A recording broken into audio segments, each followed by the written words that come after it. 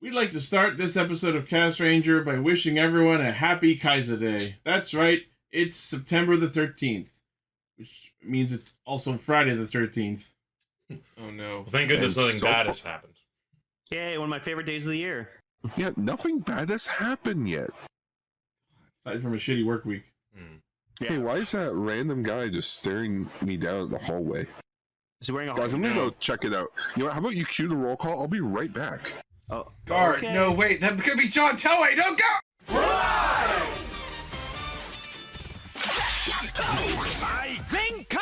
Connect. Loading. Broadcast. Perfect. Show running super savant. Level up. Bluecaster super Ichi. Loudon online. Greycaster, Robolane. Researcher of the Tokuverse. Yellowcaster, Ultra Guard. Return to the source material. Greencaster, Zenshin. Trauma Inducer. Northcaster, Saga. Combining comedy and critique. On air since 2014. Radio Sentai Castranger. Welcome to Radio Sentai Castranger. We're episode fucking god. It's episode 503. Oh boy. Goddamn Samurai. We're talking about ninjas today. Ignore the body chopping sounds that I've edited out of this part of the episode. After Gar went to pursue the mysterious stranger. I'm telling you guys, I can. What was that? Gar? Partially dead. I've lost my right arm, but I feel like I can still do the podcast. Did you hear? As long as we don't do a video format. Did you hear You're a not key? dead, you're just mean. Did you hear a key ma ma ma? No, it was more of a akai aitsu redman modeu arisu. I was about to say, oh god, was it Aka Yellow? Either was way, Redman? it sounds like you've been disarmed. No. Yeah. Why don't you tell everyone just- what we do? Redman got We're a me bunch with of Vegas dismembered body Ultimate parts who get together every week to talk about Kamen Rider, Super Sentai, and a third thing. And one of those body parts is a Gavv. It's Lane. He's the Gavv. Lane is the Gavv. Yeah, I discovered today that I discovered a few days ago that it growls. Like the stomach. Yeah, I like that. I like that attention to detail. This thing is horrible to look at, but God, it's such a fascinating belt. I have been so horrified by the Henshin belt Gavv that I decided to come around on the shot riser, and so I bought one. And Yeah, you because did. Don't use that as an excuse. Shot rise. I forgot to push the button, so it went into Force Riser mode. Anyway. So yeah. Episode Samurai, it's episode 503. We're here to talk about Gavv episode 2, Boonboomger episode 28, and our feature topic is Kakuranger chapter 3. Woo! The middle-age crisis. You mean Kakuranger? Yes. God, that theme song is so fucking good. oh, it's It up is. there. It's extremely Top good. 3 for me. It's one of my faves. Maybe So number 1. All right. We'll take there when we get there. Before we get into that, we have some News mode. to discuss. Oh, I forgot to put the news links in my browser. So obviously this was going to happen, but we got the official announcement and images for SH Figure Arts Kamen Rider Gavv Poppin' Gumi. Looks great. It really does. I every time I love this rider look. I really do. This figure is very accurate. It's a good figure. It's a good form. You All have things toes. considered. There are little like claw toes. I never noticed that. It's no longer my favorite. It's my super favorite. It's because it's like his monster form. Yeah. It's his Granute form. Yeah, I mentioned it last week, but we have to really keep in mind that this is a biological rider, something we haven't had since, I think, Hibiki. It's squishy. It's no longer armor. That's flesh. Gavu eat flesh. Yeah, so SH figure arts of Poppin' Gumi, 150 millimeters tall. The Poppin' Gumi Gochizo inside the belt can be removed and held by the figure. The Gochizo attached to the holder on the side can be removed and held as well.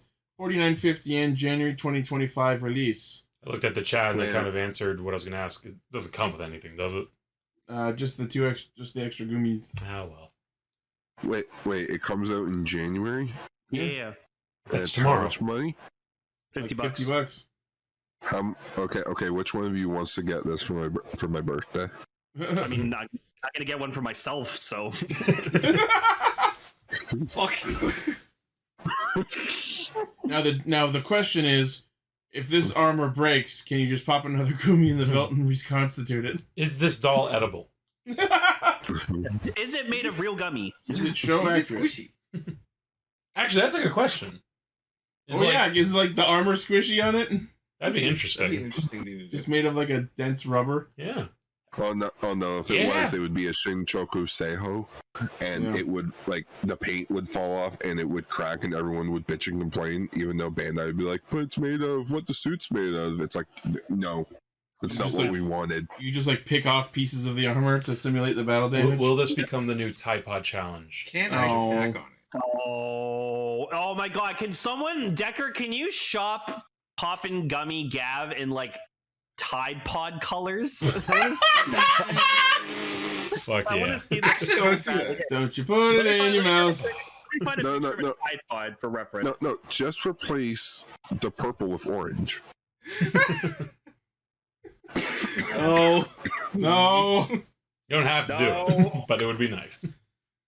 Poppin' Tide Pod. No. Do you know what does it a lot for me? The more I look at it, though, the color. I love the use of the color, but I really like the face on this one. There's a normal. I don't know. The face works for me in this. Yeah, I like that. There's no mouthpiece. It's just a mask. There's a semblance of a mouth still though, with the outlines, which I like. Yeah. I just it works for me. This one. The things on top of the head. I get that it's supposed to be teeth, but I can't. It's so far apart and angled widely that I just keep thinking rabbit. Poppin' Tide Pod.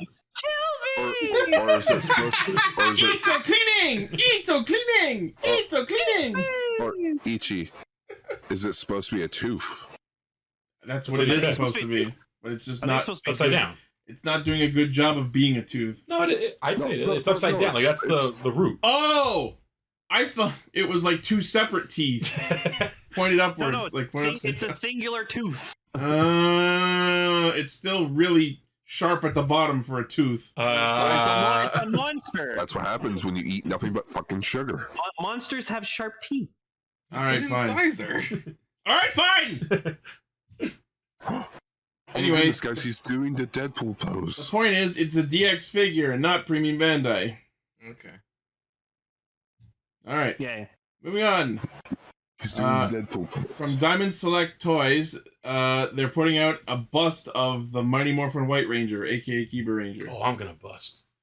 That's really cool. Out my wallet. What were you guys thinking?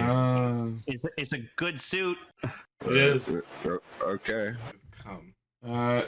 Speaking of busting, this thing stands approximately 10 inches tall in half scale. Really?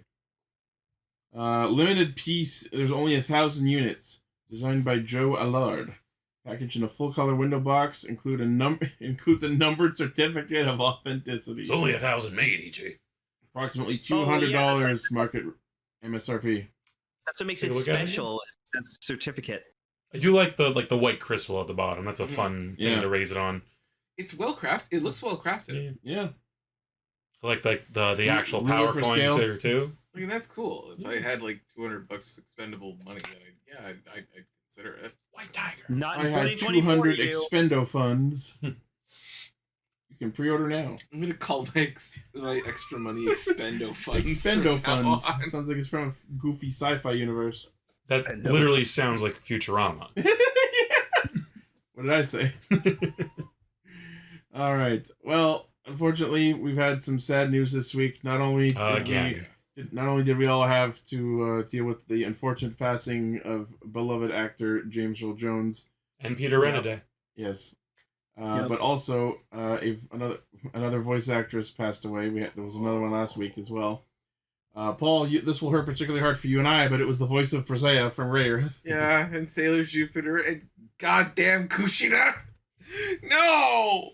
Emi Shinohara passed away on the 8th at the age of 61. She was undergoing medical treatment for an unspecified illness, but the treatment was not effective. For Toku fans, she was the voice of Bakuryu Pteranodon from UberRanger, so the Pterodactyl Zord. Oh. That's sad. Yeah, so yeah, she was also Biko Daitokuji in Project Eiko, Kaho Mizuki in Card Capture Sakura, Charlotte Elborn in Vampire Hunter D, and many others. Damn. Well, rest in peace. Yes. And that's actually all the news. It was a pretty late news week. All right. Why do we always end on the deaths? I don't know. There was a Transformers video. It's not really Toku related, but you can talk about it if you want. Raise the spirits a little, at least. Now that Boondaris exists, it's definitely Toku relevant. No.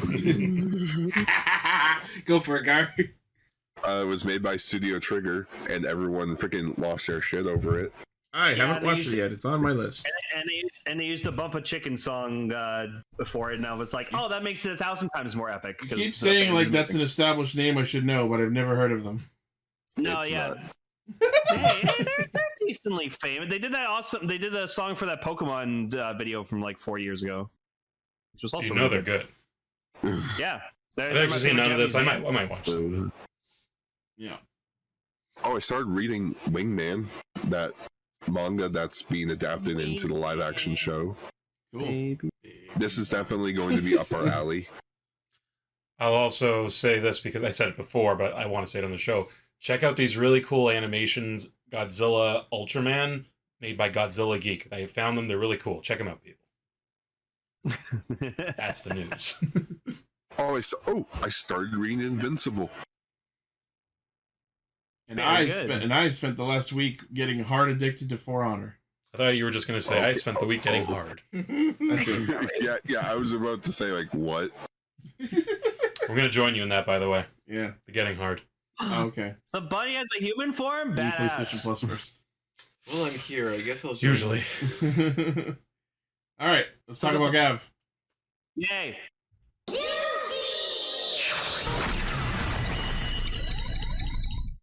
Must we?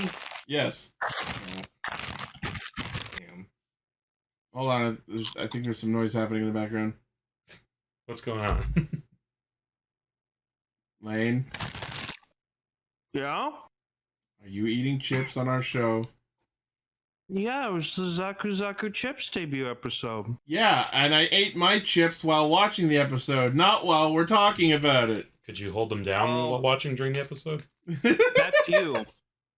It was a challenge, I'll say. Lane, let me just ask, are you putting this in your Gavv? Yeah. I just want a photo of Lane feeding chips to the Gavv. Well, we got the OnlyFans ideas. Oh, no! And Lane, I'm going to make you a star.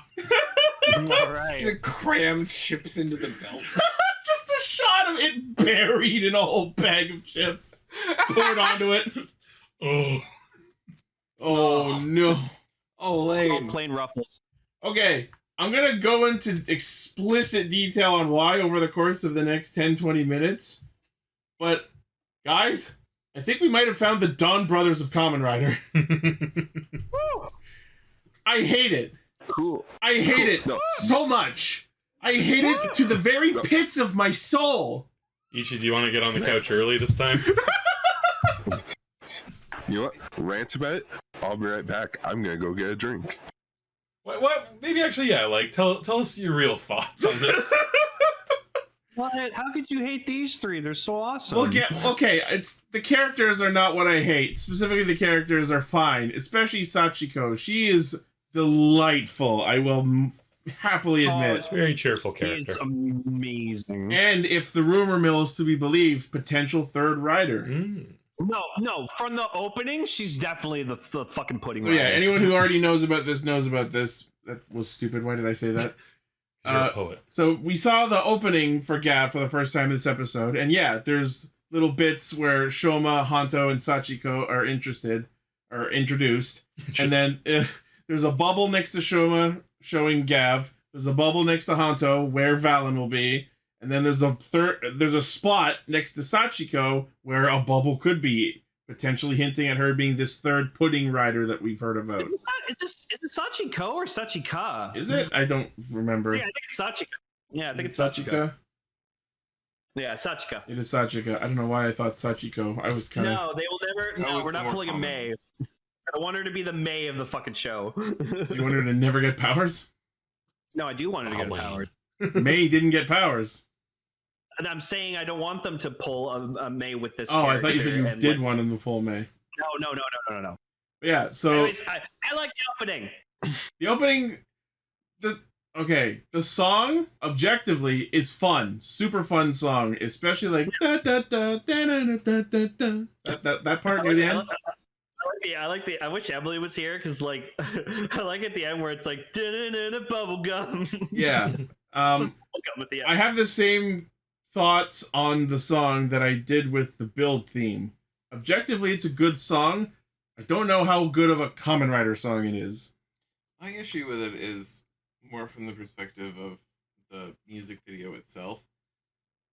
I've said this before, and I feel like they're looking at tokusatsu, and I think there's more anime writers that are coming in, or people who want to be anime writers coming in, because it's blocked very much like an anime opening. Like the way that the special effects are situated, and the positioning, and the transition through the scenes, it feels more like an anime opening, specifically like a MAPPA anime opening. I was gonna say it feels like a slice of life anime, like the way they use like those silhouettes a lot. And yeah, Sort of thing that you'd and see they really highlight that stuff. these three are the main characters and they're friends and they do stuff together. Yeah, but but like, I'm just looking at the construction of it. Like this opening visually, like honestly, it's one of like the best I've seen in like a long time. I would love for them to lean as far in as possible to this like graffiti kind of aspect that it seems to have in small doses, with like the dialogue balloons and the text on screen. You know what I mean? There seems to be like a art street kid thing going on with these guys. I want them to lean harder into that. Yeah, I feel that can only serve the show. Like there's so much color going on with this, and it could teeter into headache inducing, but I think right now they're doing fine with it. Ichi, what you want is the world ends with Gavv. You know me so well. Of course I do. But yeah. I think that's the point, though. It's trying to make like everything is trying to pop. Yeah, very visually, and when the main form is called Pop and Gumi, one would hope. Yeah. Also, judging from the opening, I can already tell that Sachika is going to have a very, very sad backstory. Fucking probably. She's definitely got some emotional baggage. I just want everyone to be happy. I thought the opening was pretty mid. Yeah. In terms of a song, I just find it to be mid. I like the song. I just don't know. I think the visuals of the opening really like complement the song. There's one part of the visuals in the opening where it looks like they're fighting in Wonderworld from Saber, and I'm like, what's happening? I'll be completely honest. Like, I've only heard the song once. I can't remember any of it at this point. Yeah. Hey. I've been humming it at work like all the past like week and a half. It's probably gonna be like works for. It's probably going to be like the King Oger music for me, where I'm not going to go out of my way to listen to it. But if it's in something that we talk about, then yeah. Oh, man. You fool! King Oger, like, I legitimately went out of my way and spent a weekend learning the lyrics for the TV size, like, within a week. I mean, that's why I love the Boonboomger theme, because I didn't think something would be King Oger theme for me, then boom. And then boom. Exactly. Okay. I don't know why, but I have a very strong feeling that you're gonna like enjoy the villains more in this show. In order for me to enjoy them, I will first have to remember their fucking names, which is going to be a 10-week ordeal. But their name is Stomach. Well, Yeah, it's brother, call 'em brother, stomach. sister. It's stomach, going to. it's mama Their names stomach, are papa so stomach. fucking weird that it's going to take me weeks to remember any of their names, let alone all of them at the same time. Just like give them the persona like character ticks they fill. At this point, I'm ready to start making them the Addams Family, like I joked about last week. I'm in for that actually. Gomez Morticia. I saw one of them like it sounded like they were saying shitta. Like shita. And I'm like, it's simple. You got Big Boss, you got the accountant, you got Willy Wonka, and Big then Boss you have the Comb-Over. Moffat twins. I love too like there was one of them like in his monster form, and like he's like don't let us catch you not in your human form while you're there. Okay, transforms back. I was actually hoping that he would just been a monster. Like it would have been like they all have a human mode except him. There was just a monster among them. That'd be kind of neat. But they went with the group. I was going to say the Mick from the museum. What is that character type called? Like the thin one with the glasses who does the thing. Is there a name for that? Megane. No, there's a name for it. It's just literally the word for glasses. No. But yeah, one thing I was actually intrigued by was as Decker's posting, the stomachs have their own version of the museum's memory driver. I'm very excited to learn more about that. Oh. I don't know what it's called yet, but it's interesting. So yes, we get introduced to our main villain, the Stomach Family / the Stomach Company / the Dark Candy Factory. What? Yeah, And they make. So it turns out they capture humans to turn them into spice to flavor up the dark candy. Lane. I mean, it could be worse. You could kidnap people and turn them into mindless slaves in your mirror dimension while you're also hunting down the mirrored copies of those people and turning them into Kamen Riders. By the way, I'm 10 episodes into Dragon Knight. Oh. Xaviax is like freaking Grim Lord. Yeah. You could But very he's not easily funny. just brainwash them and make them leap to their doom. It's so fucking funny when you really start to think about the intricacies and minor differences of turning people into seasoning for the yamigashi, the dark snacks, because you could just imagine like some random one like, tastes like mommy issues. Oh, Nice. That's why they're crystals. They're salt crystals. Yeah. Yeah. You gotta Makes tell sense. everyone. You gotta tell everyone, guys. Soylent Green's made of people. You could say we have or a there's little sugar. bit of Or there's sugar sugar. in all of us. Right. So yeah, it turns out that yes, as Decker posted the image, these little captured versions of humans are what happens when Granoots use their stomach tongues and capture humans and then send them to the Dark Candy Factory. And I have to say, I am genuinely surprised that the CGI technicians at Toei had the restraint to not actually have this capturing animation involve the humans getting legitimately sucked into the stomachs of the monsters. Yet. Can I say Hard yet. Can I say something? Because we're already well into 4 category. Sure. This can only get worse. I just wanted to bring up that observation that I brought up earlier tonight. Okay. So I look at I watched the previous episode, obviously, and I look at the humans that are transforming into monsters, and the first one was literally a guy that approached a small child basically by a playground and started just talking to him. And in this one, it's like a guy who flashes someone while they're just out on a jog. So they're all allegories for public predators. Yes. A little bit. And their Predators? Their monster forms are predator animals, what it looks like. Yeah. Yep. Looks like they might be going with that. I mean, I think you're absolutely right. Like they're playing they're playing up both words: predator to eat and predator, the weird one. Exactly. Yeah. I myself am both. Oh, all right. Hashtag cancel cell. Cancel? Yes. Fuck yeah. That's your new internet nickname. Yeah. So we zoom out from like the Stomach's family castle. And it turns out the dimension they're living in is this weird world of like what I can only describe as sketchbook castles, and I'm like, whoa! I'm fascinated by that. I will say I'm interested to learn more about this world that they're from. I mean, like, I like go ahead, go. I just wish the world looked better. Because, again, it's one of those issues with me of, like, say with King Oger, when I can see how bad it looks, it takes me out of it. Well, that's because it's just a sketch. They haven't colored it in yet. Oh, no, I mean, like, when the boss was in the room, it's like extreme wide shot. It's like, stop. Guys, it didn't work in King Oger. It doesn't look good. Stop trying to show off how big the set is. I don't think it's supposed to look real, though. It's an isekai. Realism is literally out the door. I do have a problem with the way that it's shot. I agree with Gar in the fact that there's something about the cinematography that is pissing me off. Like not violently or anything like that, but like there's something about it that I'm just like, no, this doesn't seem right. Like I feel like this could be shot better. This world feels like it is a fucking dungeon in FF14. Like, it definitely could be shot better, don't get me wrong, but, like, again, I don't think... I'm not going to dock it points for not looking real, you know? Sure. Like... It's not so much about that's fair. real, it's just kind of like...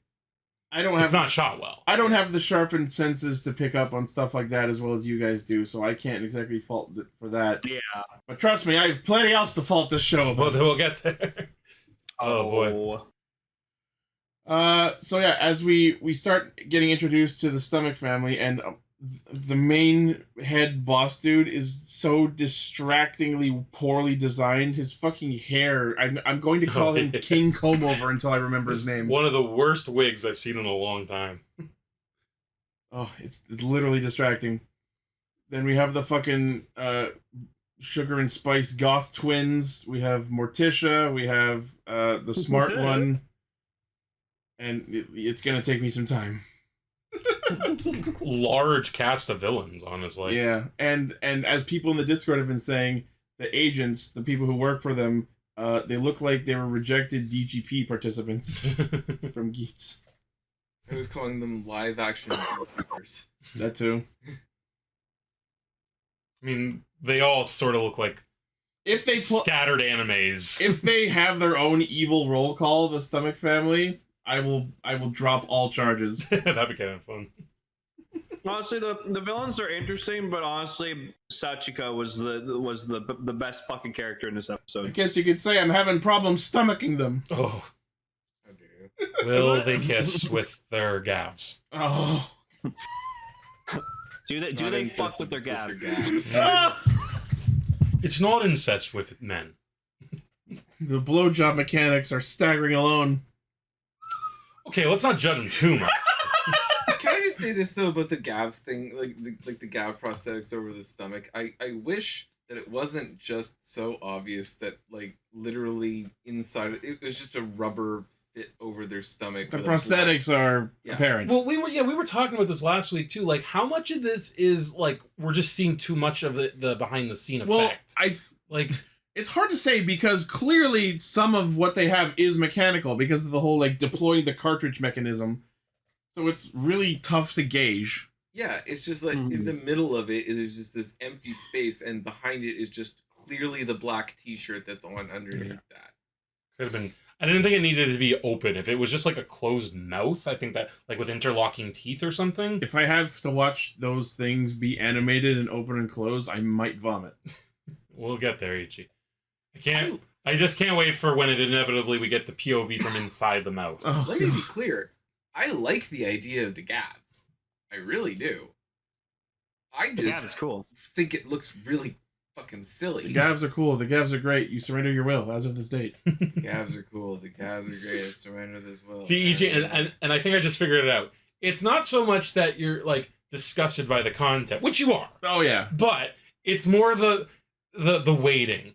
Like, when's it gonna happen? When are they just gonna throw all fuck it to the wind and just vor? Straight up vor people. Like, and I think that's what's getting you, the anxiety of when's it gonna hit me? Yeah, that's definitely part of it. Here's the thing shit. I go into every episode of Gavv, I need to take a swig. So, through these conversations with being introduced Stomach Company family members, I think it's safe to say when they were talking about the part-timer who bailed, they mean Shoma. So I think what we can piece together story-wise is that Shoma's mother was captured by a Granute. They mated. Whether there was consent involved or not is up in the air. Shoma was born as a half-human, half-Granute. And then eventually, when he reached of age, he was put to work in the Dark Candy Factory, and then episode 1 starts with him escaping. I like the little... I just love this year we have Granutes and groomers. It's a weird year for Toku. Oh, what's with the letter G? Oh yeah, like what's going on with that? Have we talked about that on the show yet? How the last 3 shows, like Keats, Gotchard, and Gavv. Weird. Yep. So, a little detail I liked. Like it was pretty clear that his mom did not like the food in Stomach Land.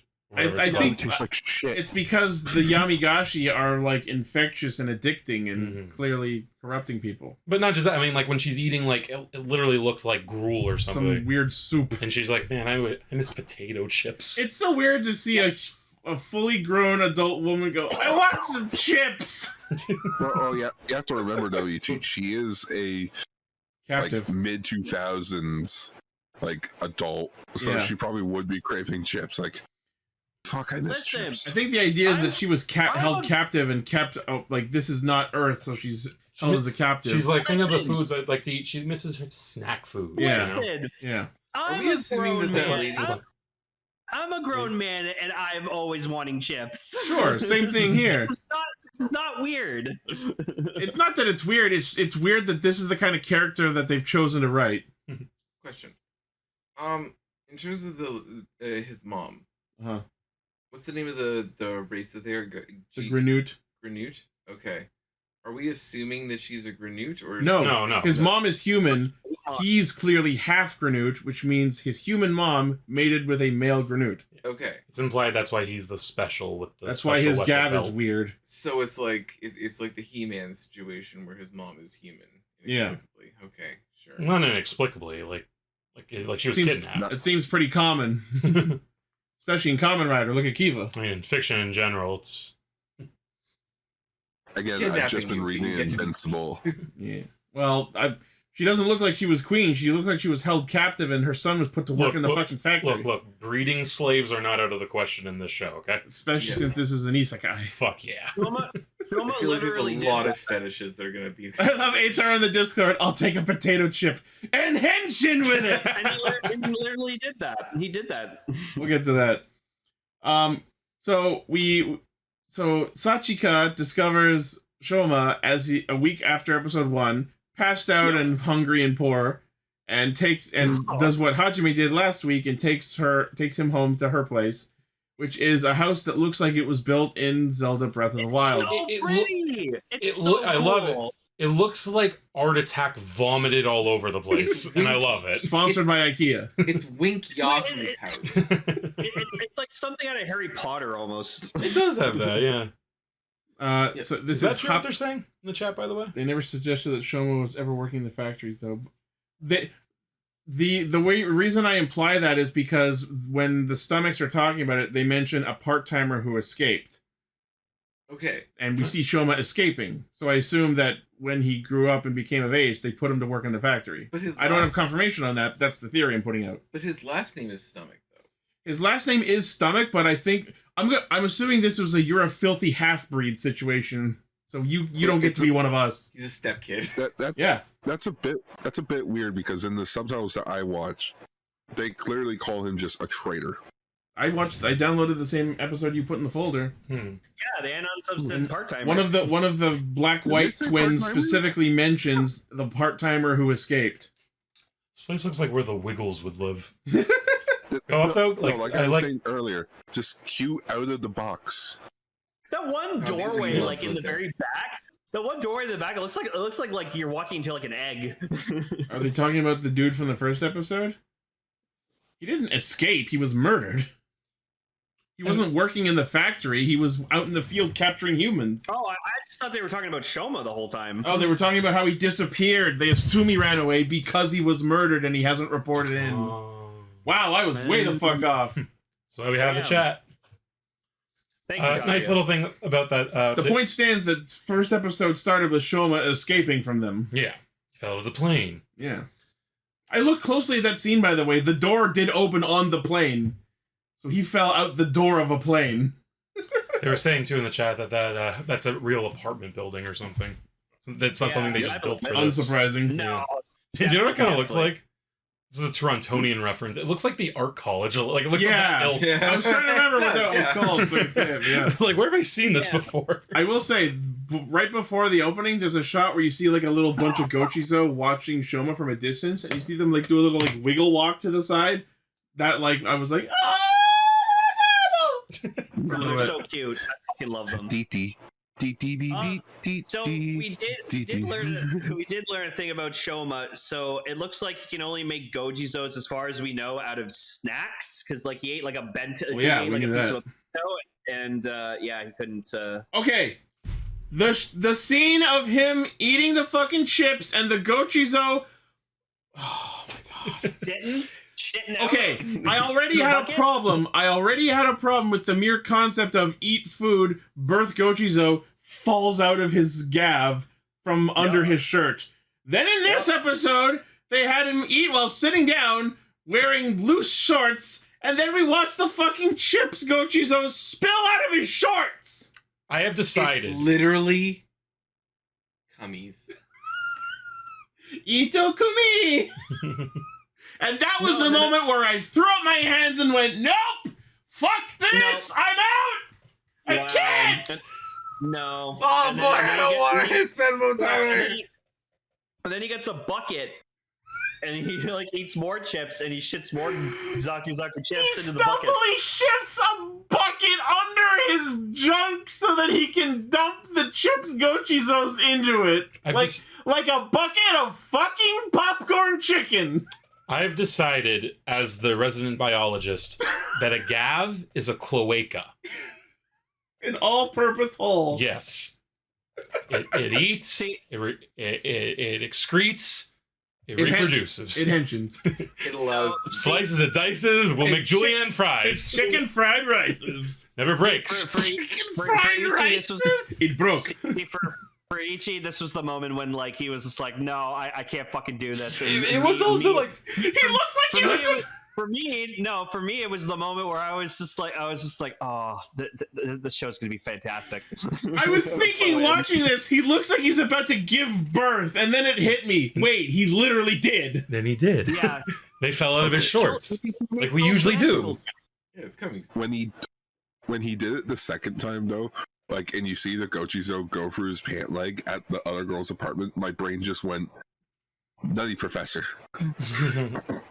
when the hamster's in the pant leg going. I swear this never happens.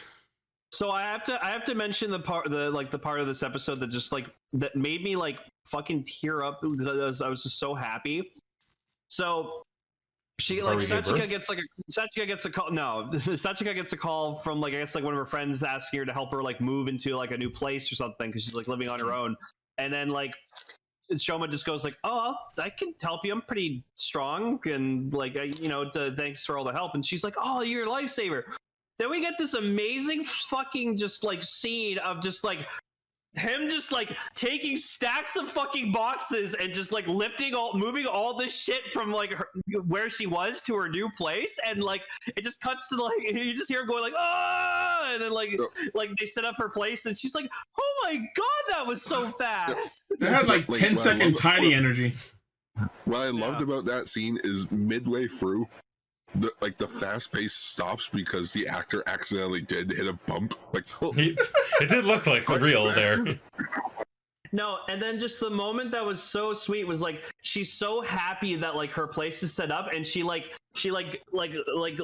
out the window. She's like, "I'm living on my own now," and like you just see how like happy she is. And I was just sitting there with like tearing up, just being like, "This show's so wholesome. I love it." I don't know if wholesome is the right word, but it was a nice moment. It's wholesome without the W. High five. You know me too well. I was gonna actually say, it's like I don't know when was the last time I saw an 80s style montage in something. Gotta have a montage. It was a cleanup montage. Kamen Rider montage. Yeah, and then it's not until after this whole day occurs and they go back to her place that they decide to fucking introduce themselves to each other. Oh, yeah. We have known each other for names. hours and not exchanged names. Usually that only happens if you have sex. No.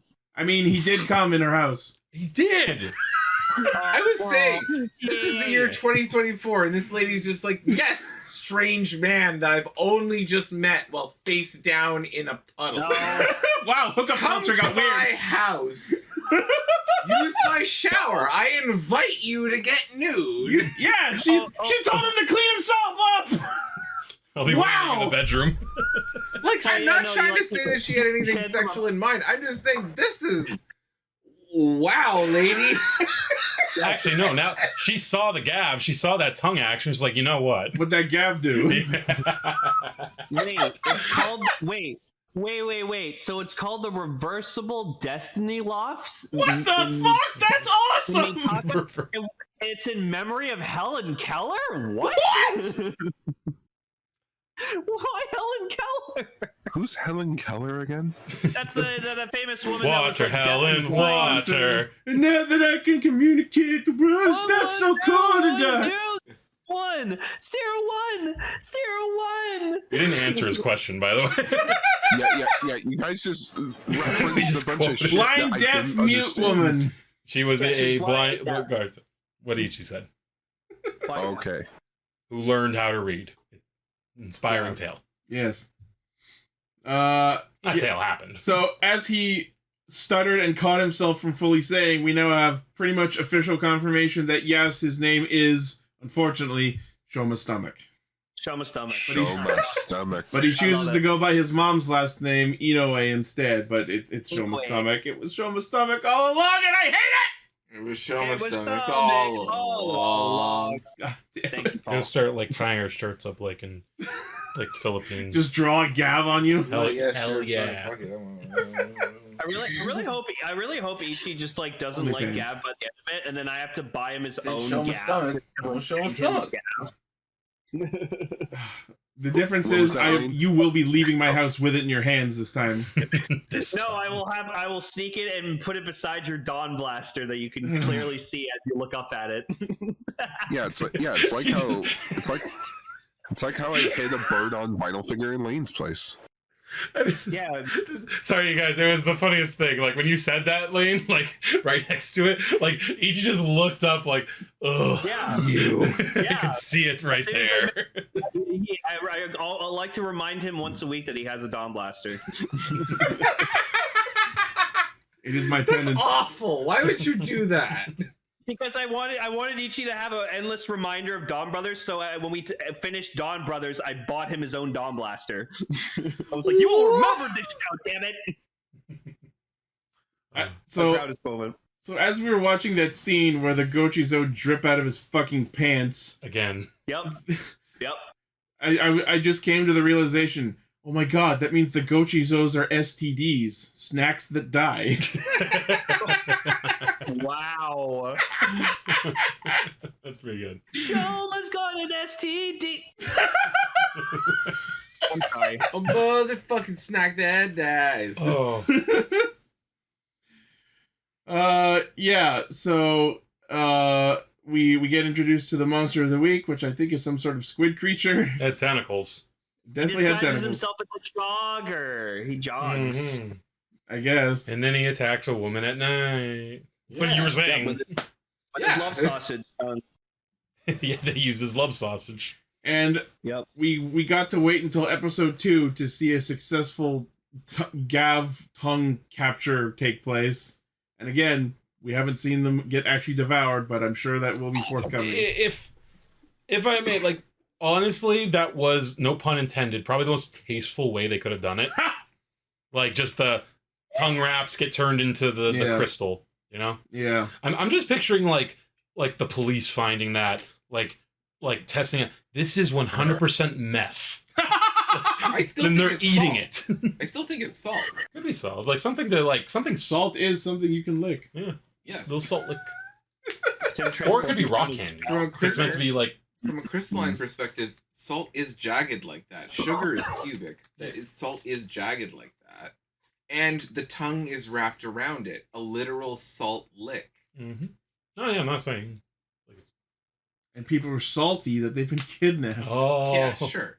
I like two of the Zaku chip Gochis, though, just decided to go, like, investigate. My first thought was, like, they wake up and experience the existential dread of their own meager existence and just fucking bail. And they're just like, I can't do this, I have to leave! And become salty. Yeah. and they just happen upon the monster of the week capturing the human. I think the monster of the week positions itself well to be around someone like that. Sure. I think that they probably track their... I assume what's actually happening is the Gochizo are able to sense Granut's existence and track them down. Sure. Yep. So yeah, Gavv shows up, or Shoma shows up. We get to see him do his actual henshin pose. Although you can still kind of see, like, in the motions that he makes when he transforms, the remnants of an idea that was put during the show's conception that I don't think they're fully using anymore, where apparently, because this is an actual biological form of his, apparently an original idea was that transforming was going to hurt when he did it. Yeah, he did kind of give a at first. He like staggered when he did it. He jerked forward, yeah. He was like, I mean, you're growing, that hurts. Yeah. He's having henshin pains. Ow. But I love that, like, he starts talking to this dude, and it's like, wait, you're a Granut? And Gavv responds not by saying anything, but by having his Gavv cough up the fucking sword. Which, good response. That actually was funny. And so we get the debut of Zaku Chip's form with one of the weirdest gimmicks I've seen in terms of a weapon in Rider. So he has a pair of chip swords, and if you look at the design, it's like a bag of chips that is squished and the chip blade is coming out of the bag. Mm-hmm. And apparently you have to, like, slice at the correct angle for them to function as intended, or else they just shatter and break like chips would. no! Yeah, because that makes sense, because, like, it's like, you know, you take a chip and you break it. Slash it. Come on, I get guys. into knife Say- fights with say like- the line. But here's the thing. What determines whether it's a correct angle or not? Because, like, depending on the position of your enemy, the correct angle to slice through them could be anywhere. No. I think it's just relative. he can't hit enemies with, like, the actual, like, side of the blade. Like, he has to hit with Like the dead on edges. He has to use directly the edge of the blade instead of, like, the Yeah. sides of it. Yeah. It's less Yeah. about, like, Yeah. the angle and more about, like, how straight it is, I guess. It's not about the angle of the dangle, it's about the nip of the chip. I love Sure. when he I don't know, I had to say something. I love when he finishes the transformation. He's just got, like, potatoes for eyes, and then it, like, cuts them to, like, make them look like ruffle chips. It's Yeah, that was his, fun. his eyes are Ruffles, and the rest of his armor is Pringles. The armor should not look like the same with the original form. It should not look as cool as it does. Right? This is like I Gaim in that know. sense as well. Yeah, they did it again. They somehow made food forms look cool. Food is cool, No. it turns out. Also, With what your I eyes. something I was happy to see is, even though it's not on the armor, in his attacks and all the effects, you can see little green flecks, which means they are sour cream and onion. There you Those go. just residuals from the green screen. There was something in the air that day. And a lot of attacks that he does that involve the chips, like the blades, like shattering into chips, I like to refer to as Dorito Storm, because they're like just triangular. I just love the first time. I just love the first time he the second he like finishes his henshin, he like busts out the swords and they just immediately fucking break, and I was just like, oh fuck. That was him getting his tutorial. He's like, oh, I get it. And then we get the moment where he's like sitting right above the monster holding the sword to him, and he gives him the ultimatum, which feels like it's going to be his catchphrase going forward. And I love that. Either give up the Yamigashi or I murder you. I really, really like that. It is badass. Yeah. I'm curious if they'll keep going with the idea that like each of the forms has its like drawback based off the candy. Yeah. What I'm getting at is I wonder if the chocolate guy will have an aversion to heat. Probably. Because he melts easily or something. What I'm thinking is So last week I made a big to-do about having to reuse gummies in order to reconstitute the Poppin' Gummy armor. I assumed that was going to be a thing for every form going forward, but now, seeing that Zaku Zaku Chips has a different drawback gimmick, I'm wondering if the having to reuse the thing is only for the gummy forms, and every other type of snack food is going to have its own weapon and drawback gimmick. Who knows? I mean, it was funny that they dropped after one episode. Right? This is actually going to... Sorry, just like earlier in the episode too, like there was a shot where like I guess he made Choco Dan and Choco Don off screen because he just see like two of them there, and I'm like, no, that's not. You gotta actually eat chocolate. Maybe he did it off screen and you just didn't see it. No, wait, he literally had a box of chocolates in his hand. Oh, did he? Oh, okay. I didn't. Yeah. Thank you, Gar. That's all. Like everyone in the chat is like basically Shoma's catchphrases. Don't do drugs or I'll fucking kill you. Yeah. Kamen Rider Gavv! I like that little bit of sinisterness to him because what we've seen up until now has been how profoundly innocent he is. I think that it's really, really interesting. The dichotomy of his character? Yes. Yeah. Yeah. Just it's like randomly all of a sudden drop the drugs or I'll fucking kill you. Well, I mean, he is half them.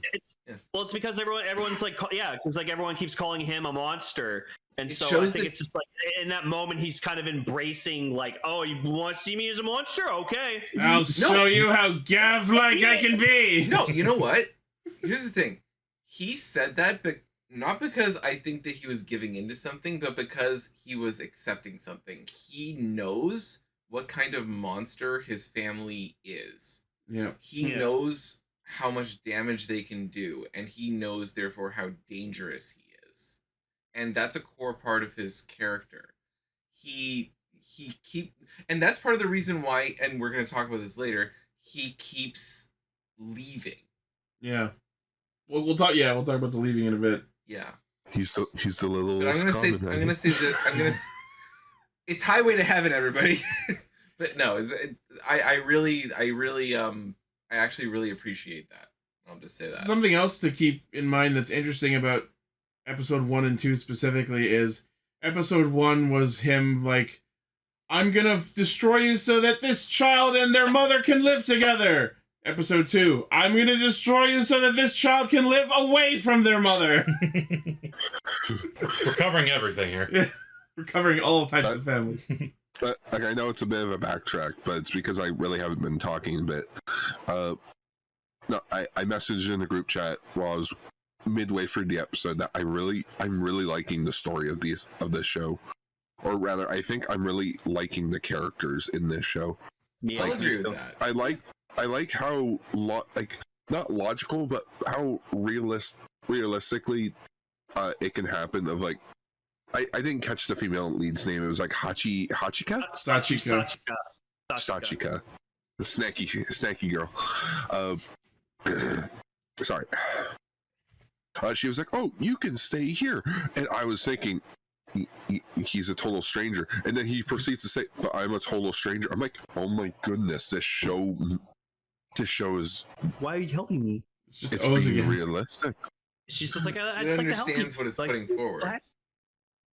Which is weird, considering he's from a different planet, like a different world. He shouldn't have this. It takes him a while to remember what social graces are, but he eventually has them. Has his mom taught him? Yeah. It's mother knows best. Mother knows best.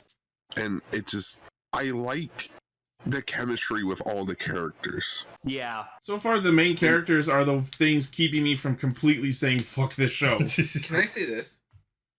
I think the wide-eyed wonderment snack-eating motherfucker that we're seeing is what Shoma wants to be. Mm-hmm. I think the threat that he levies to the monster before the killing starts... Hidden True Side? Yeah. I can see that being a thing. I can see it being his berserk form. Oh, that's absolutely going to be a thing. I don't think it's a berserk form. I think it's just... No, we're just saying later he's going to have one. Yeah. and then that personality will really come out. Ooh, what if Shoma ends up ever eating a dark candy? That'd be awesome. That's what I'm thinking. There might be like a dark candy Gochizo. No, there might be. Oh. Imagine a scene. Imagine a scene where, like, say he is like a stomach, like yeah. Say there's a scene where they have him pinned down, and they force it into his mouth. Mm-hmm. Like, I could see that being a big moment. I see potential. Yeah, and then his Gavv produces like an evil power up, and he becomes his berserk form. I can see potential in this. Yeah. I have a lot of technical issues with it, but I can see potential. Oh yeah, and as per the screenshots Decker is posting, Hanto also has mommy issues because his mom was also captured by a Granute. And that's the dude he has the drawing of. Probably dead. Which means Sachika, as people have been saying, probably also has mommy issues of some kind. Also, big respect to the kid from the first episode. Like Hanto like goes to like interrogate him, and he's just like, "Did you see anything?" He's like, and I'm like, "Oh." I said this last week. Hajime has a good head on his shoulders. He's a smart kid, and I hope we see more of him. Yeah. No, Hajime was standing up for him. Yeah. Yeah. No, I love it. But yeah, Hanto sees Gavv when he's like escaping on his ATV of candy. Yeah, we're gonna get this little arc for the next few episodes of Hanto trying to find Gavv. Like I'm just sitting here like this whole time because like we've seen like Val and we see like his stuff that he has, and I'm just so curious. Like, how is he gonna become Valid? Like, I'm actually genuinely really, really interested to see how he becomes this Kamen Rider. Find Shoma, goes, give me a power up or I'll expose you. You don't want me to expose you. Like, is Shoma gonna like fucking vomit the Valen Buster from his fucking Gavv? Just, I think literally yes. Oh, maybe they'll have like a third organization come in who like, the Gochizos are just running around. Someone could just pick one up and be like, "What's this?" And then oh, who's this fucker? Itaro in the Discord says their theory is he steals the Valen Buster from the Granute. I would love it if they had an episode where they raid the candy factory and steal the Valen Buster from like their lab or something. Oh, that's Jordan's VA? Badass. I think another part of the whole theming here with Shoma is like, his world is so black and white and gray, and like there is so much color. Like they're really emphasizing color this season of Kamen Rider. Yeah. Yeah. So I think that's another part of it is like him, like, oh, this is so cool. Look at the blues and yellows. Yep. Yeah, when you look at the like the weird Millennium Puzzle dimension that he was going through, it was very really drab. just what? It was drab. It was very like slate gray and brown and ladders and stuff like that. Yeah, I can see that. And also, you mentioned this before, the food is very bland. Yeah. I think it's bland! What'd you put in this? Sugar. Oh my god. No, it's all just gelatins and various other... No, I'm talking like in our world. Yeah, but I'm just talking about what I saw on her plate there. Maybe that's why they're doing...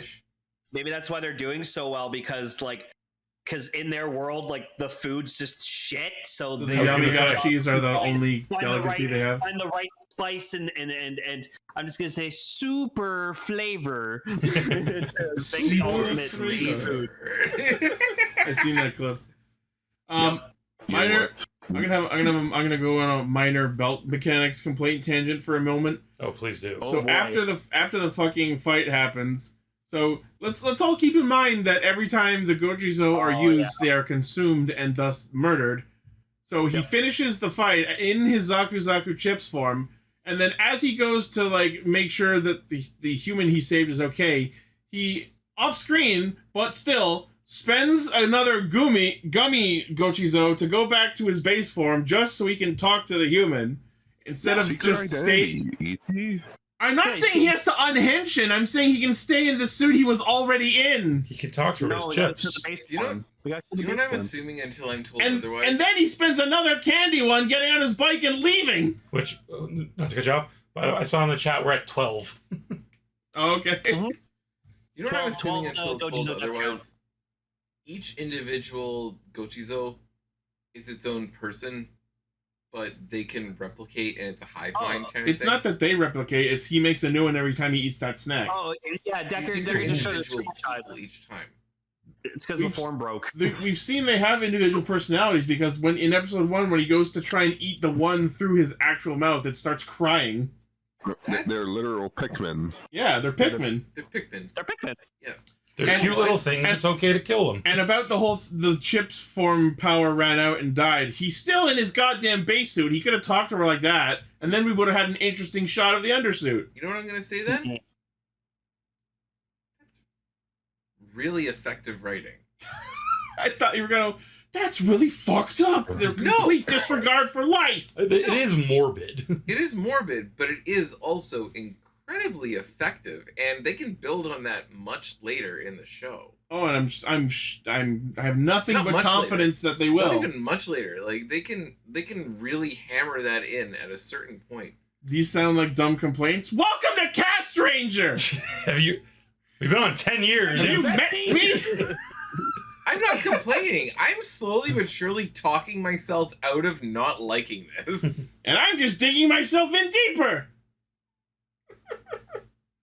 So yeah, we're gonna definitely see Honto trying to like chase and find out what's Gav's deal is, because he might have a connection to the Granute that killed his man. I also love that episode 2 ends the exact same way episode 1 did, with Shoma thanking the person who helped him, leaving them without saying goodbye, and leaving them a heartfelt letter, and getting on his bike and biking off into the fucking sunset. Yeah, and I explained before why I think that's actually kind of effective. It's the littlest Kamen Rider. No, apparently that was like an early concept. He was literally gonna like meet a new person every episode and just end it with like giving them a letter being like, "Thanks for everything." I'm gonna go. Can you imagine if during this series, all of the characters that he's impacted in these first few episodes while traveling to try to find him meet each other? Maybe. Wouldn't that be cool? I was thinking what Chronicle was saying in the chat that Gotchard kind of did that, except that wasn't a they met each other. It was a they all came back to help him at a random moment. Vegas with the sass. So Ichi hits the new Kamen Rider. Must be a day that ends in Y.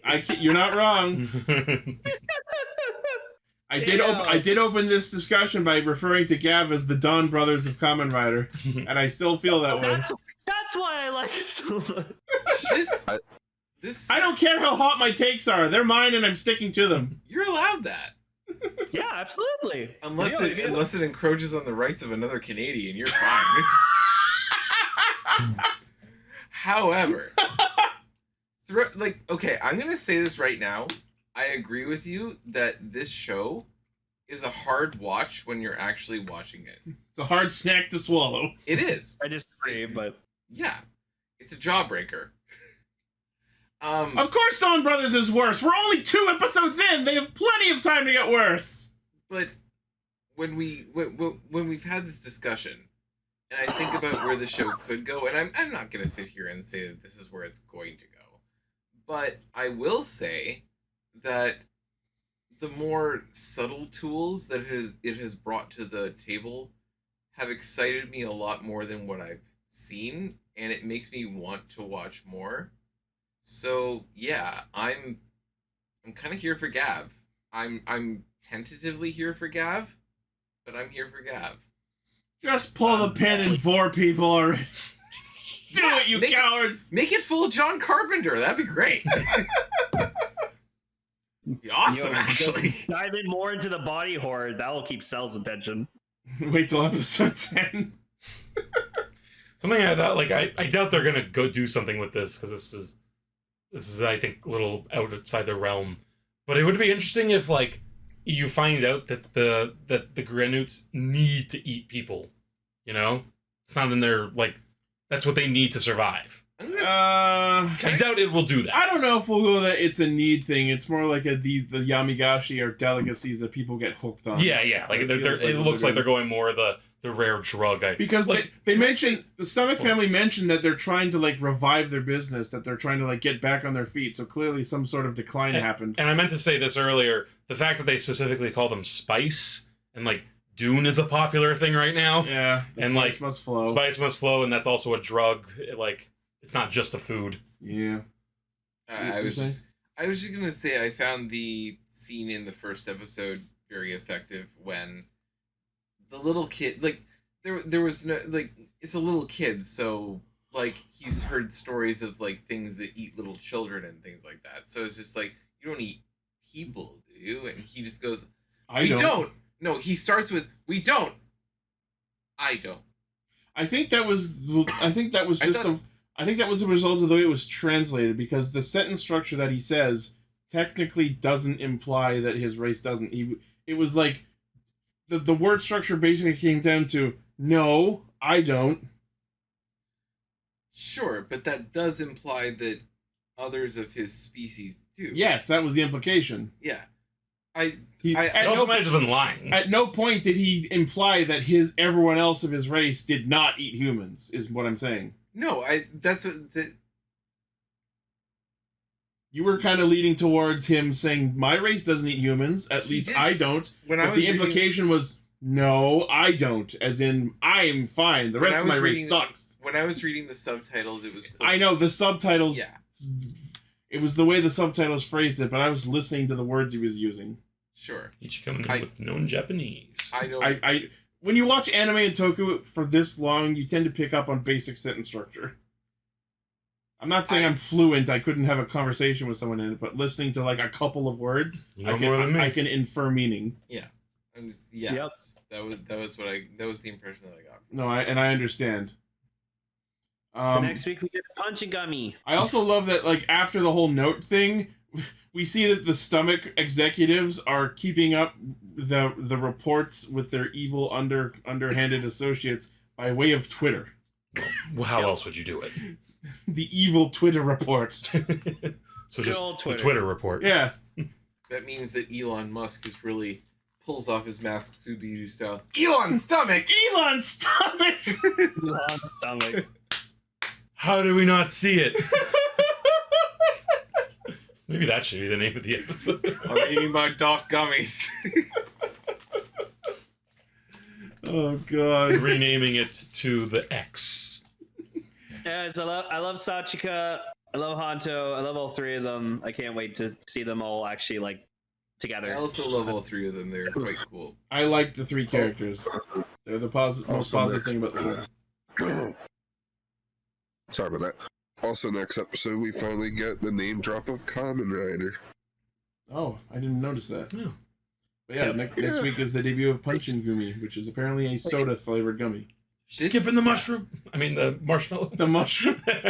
This is currently the Jujutsu Kaisen of Kamen Rider in the fact that, like, when it comes to the writing, it doesn't. When it comes to the writing, it's really interesting. It doesn't necessarily come together in terms of the chapter by chapter thing that you're going through, but when you look at it from a more complete perspective from what you've seen, it seems a lot more interesting than you thought in the moment. I thought Boonboomger was the Jujutsu Kaisen because the monster used the main expansion. Well, there is that. Paul, I'm gonna take a picture of beating my Gavv one of Sukada's fingers. I really want that. Ito finger! Ito finger! I have a Sukada finger. I have a Gavv. I will take that pictures. Please do. I will love you forever. Yes. I'm still just trying to figure out like the reproduction logistics of this thing. Stick your dick in Lane's belt and find out. Oh, Lane. Sounds like we're making a visit to Pickering. The response to that is that a challenge? I mean, I don't want to break the thing. It's showtime. No. No. All right. OnlyFans content. OnlyFans never left. We need to start an OnlyFans, guys. All right, here we go.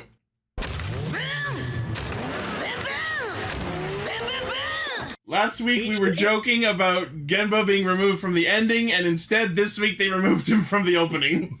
Our magic works in strange ways sometimes. John Toei is listening. H, I have a question for you. Uh-huh. So, how mad does it make you that we didn't get a really full, any good stock henshins in King Oger, but Genba gets a stock henshin for turning back to a human from his alien form? I actually fucking fucking screamed at that. I'm so glad that you brought that up. I was gonna, but Right. Because we were like, that was hilarious. I generally don't like watching Ichi suffer, but I cackled. I was literally watching it happen. And I'm like, "Are you fucking for real?" If you had been drinking, you would have gone full liar. Like, come on, Come on! Yeah, I'm just like I'm watching him like have the stock henshin. I'm like, oh, they did this, but not in Kyojuro, huh? That knows your shit. It might have honestly been a joke at people who were complaining about that. I'll never know. I just love that he's walking around unmasked out in public. I guess he's in a hallway in an apartment. Or another person can walk down those stairs at any moment. Are they really caring about secret identity in this one? This isn't Power Rangers where if someone finds out your secret identity, you lose power. Also, if anyone saw him, they'd be like, "Ugh, furry." There must be a convention nearby. Oh yeah. No. Also, I have a problem with the fact that basically he's just Space Naruto. Yeah, I was gonna say you weren't here last week, so give us your thoughts on the reveal of Genba being Space Inuyasha. Inuyasha, he's Space Naruto. I do see more fox than dog. Yes, I understand that the hair is gray, but foxes can be silver. It was mostly like the length of the hair that made me think of Inuyasha. When I look at it, I look at the whiskers, I look at the slitted pupils, and I look at the eyes, and I'm just like, Masashi Kishimoto should fucking sue. Yeah, I think they're going just for like the usual like fox spirit sort of like. No, idea. sure, and that's why he'd lose. That's why he has that spirit from space. Because the Kyuubi is Japanese mythology. Yeah, it's public domain. Yeah, absolutely. I just look at the design and I'm just like, Naruyasha here. It's Naruto's son, Genboruto. Filthy Volpe. Okay, so his other lesser-known son. In Grand Celebration, Mad Rex is back, but it's not actually him. It's like a mindless, memoryless clone. As I put it, it's Dinobot 2. Yeah. But I noticed something. So like they find his dog, and so it blew my mind. I thought the dog was always grafted to Mad Rex's leg. No, he had it like in his pocket. He's a pocket dog. Yeah, so pocket puppy. And now he's got to be grafted onto his hand. Yeah, now he goes barila instead of parila. I don't get the significance of it, but all right. He reminds me of Luffy's grandfather. Oh, Garp? I fucking love Garp. Garp's no, I love Garp too. Garp's up there for me. But no, first of all, the puppy cap, the puppy motif is real. Yeah. And then I just look how powerful he is and how I can feel like he's gonna become more as a character. Mad Rex is gonna become more ambivalent, more ambiguous in the future. So I'm just like, he's part of the other side, but also I feel like he can be reasoned with. And I also feel like he's connected to the main character somehow, much deeper in the fact that they just fought once. Well, yeah, they did fight before. Yeah. It had like a general rivalry. Yeah, I'm just saying though. Like, you know where I'm coming from, yeah? Yeah, like that's his character. Yeah. Like it's kind of like what's weird about what's weird about it is that he's an empty husk because he used to be like. It was like Red was saying, like, wait a minute, something's off. Apparently the reason that Disrace wanted to recover that carpet from last week's episode is they used that, plus the space metal that was in the package they stole from Taya, plus a bunch of gasoline to, like... I wanted to say revive Mad Rex, but it seems more like they created a second version of him, but he doesn't... Clone. Yeah, it's a clone. It doesn't have any of the original's memories. Part of his head is missing. And maybe even not its own soul. Say what you were going to say, Gar? I was just going to be like, I remember what happened last time. Yeah, we fought. I won, but you disrespect my honor for challenging me again. Okay? Do you know what it reminds me of, Ichi? Like, it feels like a device that you had to, like, jump. Like actually charge the battery, like... They replaced his battery. Yeah, but also they factory resetted him. Yeah. And to give him the Also, old boom boom. Sorry, I just want to say, Pink and Black are not the greatest friends. They're just, oh, let's talk to Genba. Genba, you can come. It's like, guys. We have a mission for you. Deliver our feelings. It's like, give the Gaia some fucking space. Not like literal space, but like, we don't know how long it's been since he left the team, right? It's literally only been like a few days. But I think what they're trying to drive home with that is the fact that these are the two characters that have been outside of the circle the longest. Yeah. Like, because they got their powers during the show, whereas Red and Blue have been around for a while. And she's just a sales chick. Like, basically everyone else who's been involved in this is way, like, they're way more in the know than them. Yeah. And so they're acting more intuitively without all of the information. So that's kind of why I just went, they're just being human, you know what I mean? They're just being civilians. Yeah. Like, they're new. I just love the idea of, like, they call him up on the changer, and it's just like, delete my number. These things don't have numbers. I can't do that. How are you calling me? Something bothered me with what your face. Something bothered me with what Joe said, though. Like Joe's like, "Oh, Genba, I look up to you," and I'm just like, "What? when was this established?" Joe, you're a cop. Yeah. So so throughout this episode, like, Joe just decides, like, oh, I want to carry on, like, Genba's, like, will. I want to do Genba's share of the fighting. So like, as badass as that scene was, and I loved seeing Joe, like, be this fired up and, like, all shit, it just didn't make any sense. I'm like, where did this come from? This would have been the perfect episode. Is it because you guys share the same morpher? Yeah. That's why, like, when he fought, he switched his changer to the X mode, because that's the mode Genba usually uses. Yeah. This would have been a perfect episode for Black to get his own super form, like the one that he posited a few episodes back. But no, he just, like, gets it. He just screams louder. I really thought that's where it was going. Yeah. Yeah. So like as much as I loved it, it just didn't make any sense. It just felt out of nowhere. I was like, huh? This episode sort of felt a bit bleh. Like, it started out good with the character stuff, but when it got to the actual, like, Sentai stuff, it just felt meh. If the show had gimmicks, like the same way shows like Kyoryuger and Ryu Soldier did, where they had individual gimmicks that did different things, and he was like, I'm gonna do Genba's share of the fighting, and then he activated a gimmick that, like, cloned him so there were two of him, that would have been a good way to play that up. Yeah, they just kind of did, like, we know Joe's a good guy, so, like, this is just kind of hat on a hatting it. You know? One might almost say he's the best of them. Yeah. So I'll say something I did like was the little add-on they gave to Mad, like, just fully doing more Mad Max references. His name is Mad Rex Fury. Yeah. Yay. Also, not subtle. They gave him a scar around his eye, and I was like, "Is that not there before?" No, I thought that was like part of, like, the damage to his face. I think that was there before. Was it? Oh, was it? I think he might be just meant to be based on action movies in general. Yeah. Yeah, but the name Mad Rex, like, that's pretty. And I love that the dog is now his hand cannon weapon. Yes. I hope, because he used to, like, pet his leg when it was in his leg. Yeah. I hope we see him petting the hand. Yeah. That's how he gets his memories back, through his dog. Oh, because the dog didn't seem to like this. The dog is Mad Rex. Oh, that'd be fun.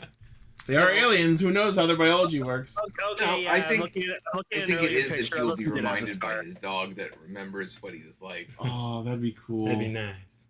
This show has potential. I think it's more than potential. It's just straight up good. If we didn't already have a Purple Ranger, that would be a great way for him to be turned good and become the Boon Violet. Nice. No, he's Boon Fury. Speaking of Boom Violet, yeah. So, like, Sakito and Bundi, like, go up to Genba. He's like, "Hey, we got some shit with this race guy too. He hired us for a bunch of jobs. Didn't fucking pay us though. We'll help you." And Genba's like, "No, that's nice. He kidnapped my whole planet." Yeah. I win. So, like, I get why Genba I get why Genba wants to do this all by himself, because he feels like it's only his burden. It's because the last time he tried to enact his revenge, half the team ended up near dead. Gar, can we also just agree the fact that like just a place called Space Prison exists? Yeah, the fact that he addresses like my dad's in space prison. No actual name for it, just space prison. No space prison. As if just to say there's one. There's and it's one really prison big. in all of space. I hope we get to go there and we get a raid on the space I'm sure prison. there's a space prison arc. Yeah. Is the space prison just the Chemi planet? No, that's the space zoo. Oh. No, I'm just picturing space prison.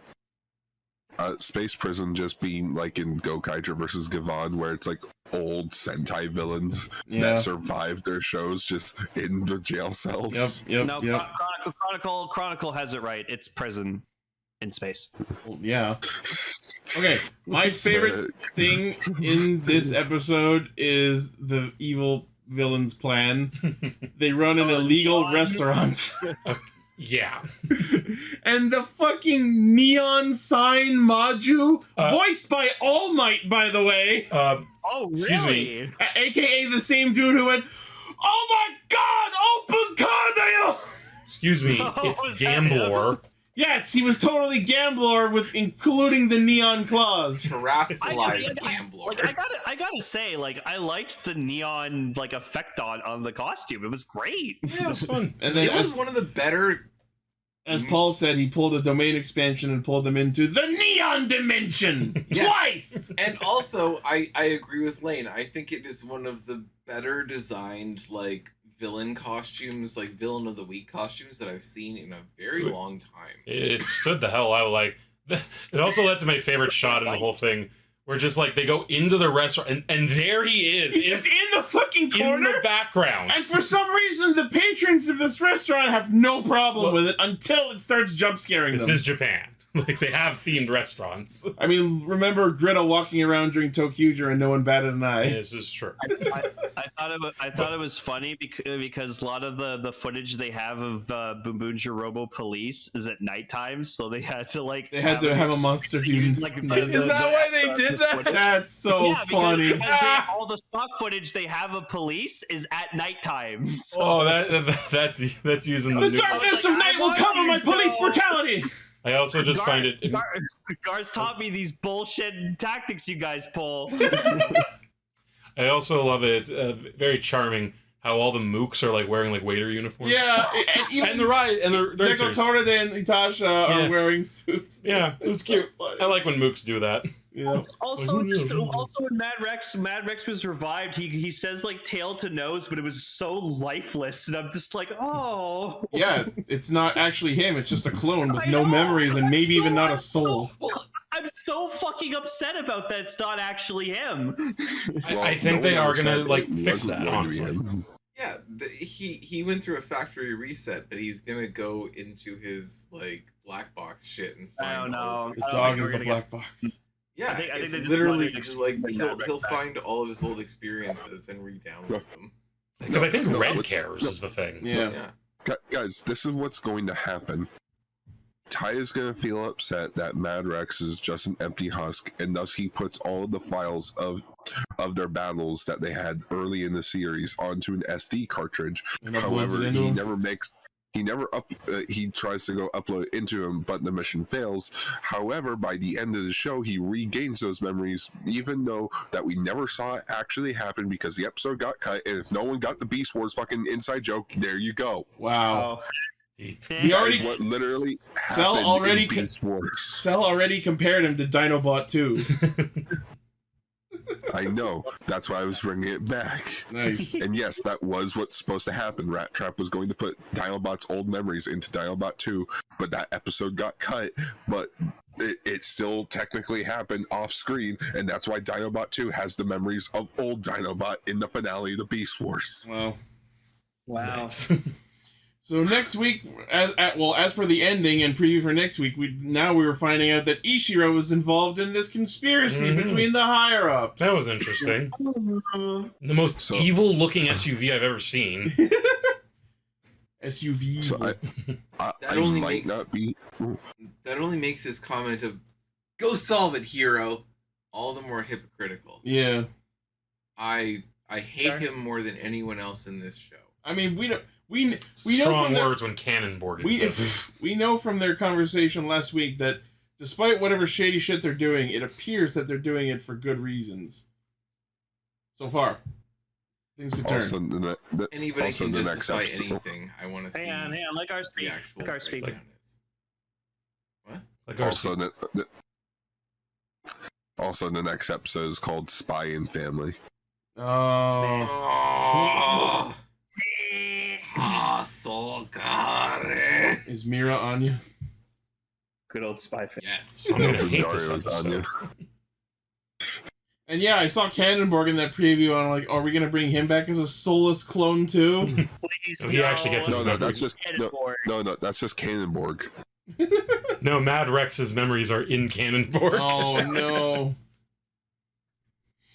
All right. You know what? Just to bring in one more Beast Wars joke, Cannonborg comes back. I live. Cannonborg never get what Cannonborg want. Yeah, just give him happy. Just in the Power Rangers adaptation, just give him fucking Tarantulas as VA. Boon X Boomger.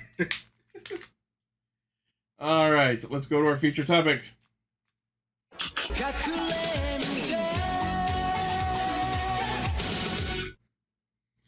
I love that it's just recalled Kakuranger Chapter 3. I haven't seen Kakurangers Chapter 1 and 2. That's the show. Oh, okay, fine. I thought there were movies before this. Sorry. No. So Kakuranger was split into 2 acts. Episodes like 1 through 24 is Act 1, and then 25 to 53 is Act 2.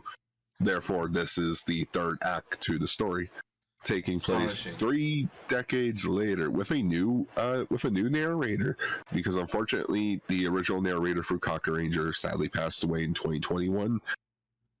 A rare occurrence of a bunch of boomers actually trying to stop trolling on the internet. So I watched it raw when it first came out, and I thought, okay, that's pretty cool. And then when I watched it with subtitles, oh, that's what they're talking about. They're so old. It basically boils down to a bunch of boomers defeat the internet. Fuck yeah.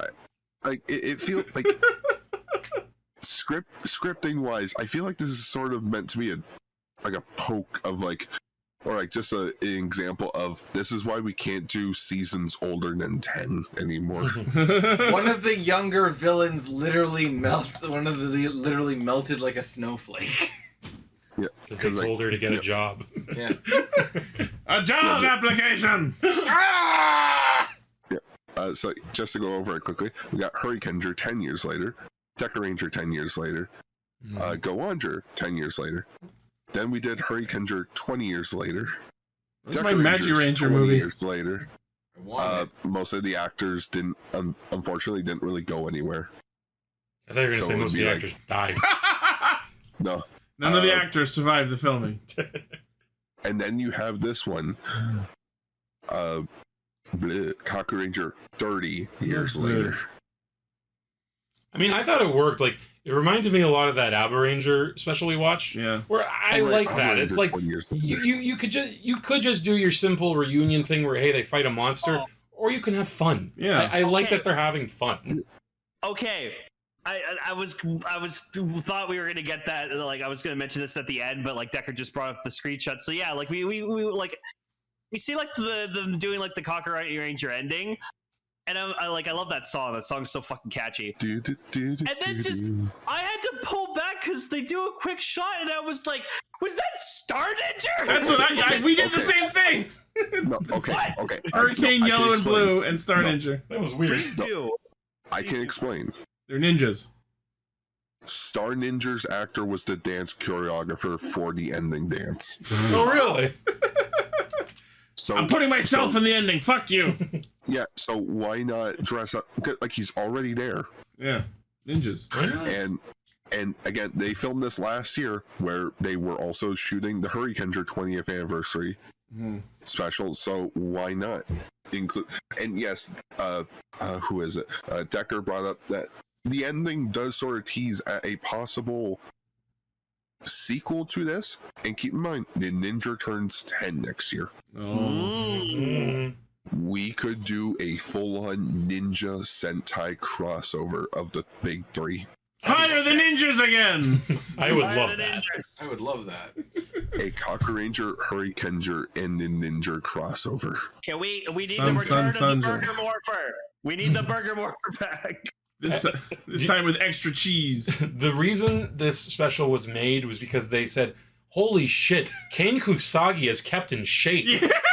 Fire the ninjas! That guy looks the same. He's like 50 too. It's fucking astounding. He's the only one whose shirt has no sleeves. The fuck after the recap, the fucking movie opens up with him kicking ass in Los Angeles. Fuck yeah! Speaking English. Yeah. Where Tom Constantine fucking died. His I English agree. is the fucking best. Ninja Sentai and Kamen Rider Shinobi crossover. I agree, Decker. Yeah. Also, you wanna know why his English is so good? He's American, That's right? That's his first language. Yeah. Wasn't he born in America? He was born in America. Yeah, like because his dad Sho Kusagi is a big like B movie star, so he showed up in some other media stuff. He was Ultraman powered for. Yeah, he was Ultraman powered.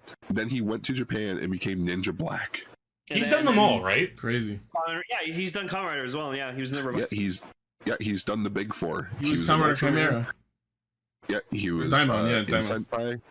He was in a Godzilla movie, and he was in Kamen Rider.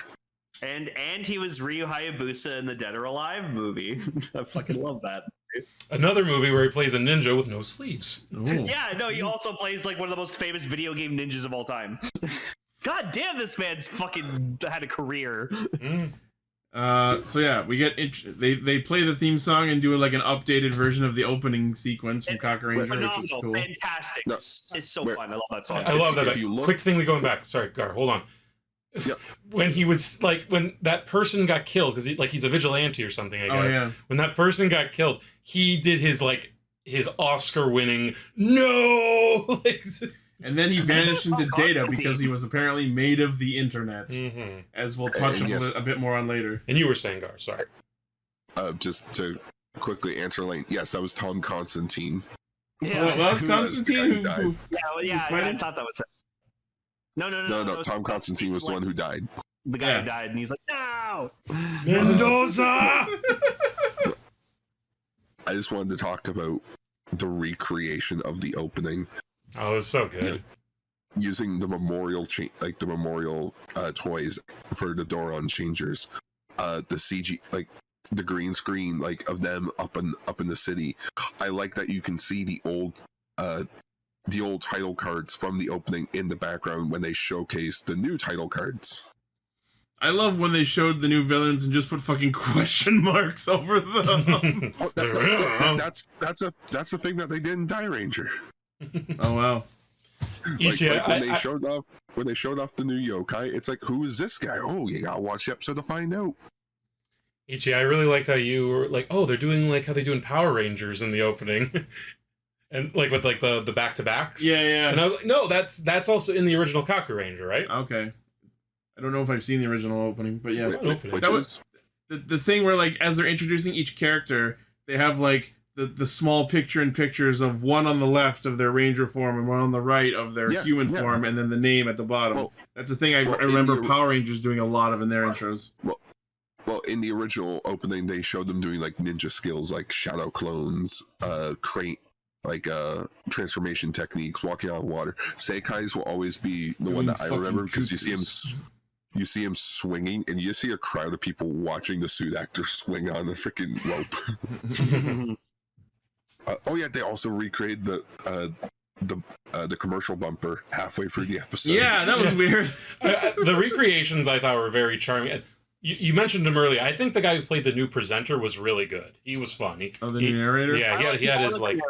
He was fun. He had his his fan work on point. Just I like the stare he would make before it like cut away from him. I don't know. I just like really I was really. I think drawn those to are called that. Harisen. Anyway, so yeah, we get reintroduced to each of the characters. Sasuke has been journeying and comes back. Tsuruhime is running an orphanage. Seikai has grown rich by selling antiques. And Saizo is selling Nekomaru crepes out of a truck. Good times. So nothing's changed for Saizo. The first shot that we see of him is him making a crepe and then complaining that he has no customers. And so I was like, why are you making a crepe? Maybe he's hungry. Ninja crepe. Those two yokai that like the red seeds were those Jagoemon and Jakotsuba? What was the question, Lee? I didn't. Oh, I was just saying. I was asking, were they from the original show as well? No. I want to say they were cameos. I swear one of them. I can't. They have the vibe of like villain generals who are the comic relief and then turn good. Yeah. It's also really weird that. It was Kaiwa. God damn it. It's also hilarious that they're just wearing like normal work uniforms, but then they just have snakes everywhere. Sorry, we can't get rid of them. They're part of us. Oh yeah, that's the other weird thing about this special. This is the first time where Ninja Red is not suit acted by Seiji the Kaiwa. Wow. Like every appearance Ninja Red had, it was Seiji the Kaiwa. Even when they Gokai changed, Seiji the Kaiwa was Ninja Red. Wow. That's awesome. I love that. But yeah, so Saizo's complaining like, why is no one buying crepes? I put up signs everywhere. And then the Goro is like, you gotta use social media, old dude. The future's now. There's never been a better time to get on Twitter. Nothing but nuance. It's weird that there's that weird gap of like them act like they are old, but then it's like, oh dude, you gotta use social media nowadays, where it's like, like there are people that I know that are older than me and like roughly my parents' age, who are roughly the Kakurangers' age, who do use technology. Is it just a Oh, unfortunately, not every person of that age is quite so red-pilled. I mean, that's the thing. There are just it's some... almost like the generational war over social media is something that has been stoked for a very, very, very long time. That's why I'm just like, these yokai-llennials. And that's the episode.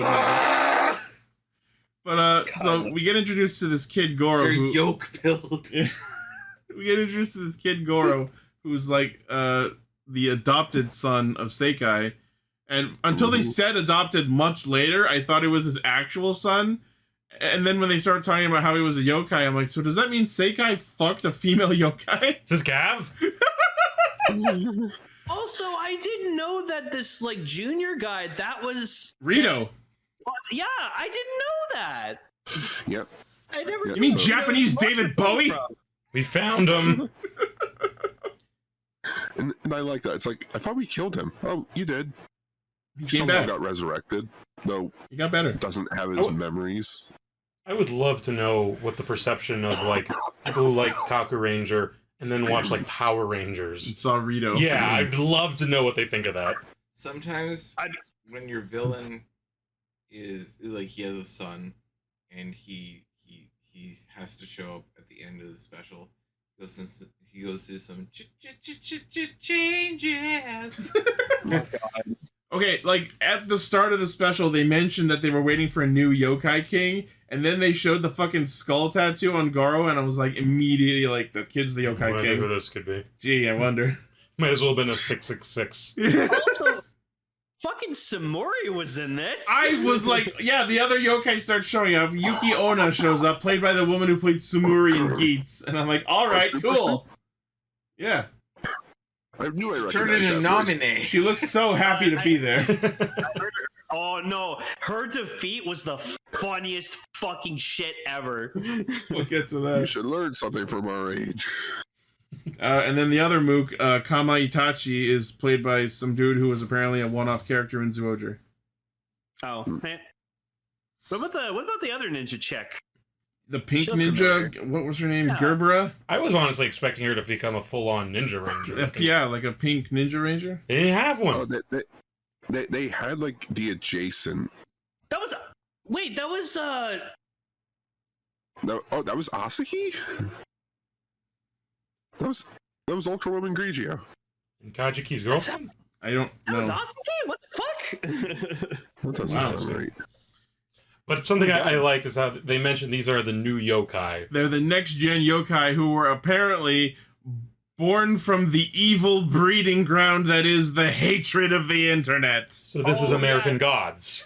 The line that stuck with Very me much the so. most in this fucking special was just when like Goro turns into his yokai form and just one of the Kakurangers just goes, "He merged with all the hatred on the internet." Yeah, That's a Like, lot of hatred. What? I don't think one body could hold all that. And he just went, I am old! I was not expecting them to go with like, because the monster design looked cool. It looked Yeah. like a demon. Like I thought they were gonna like do something like it looks like a computer monitor or something. But no, it's just a monster. It kind of looks like Steppenwolf. And then Yeah, we they have had- the mooks who are just like her in like a frozen Elsa costume and the weasel in a suit.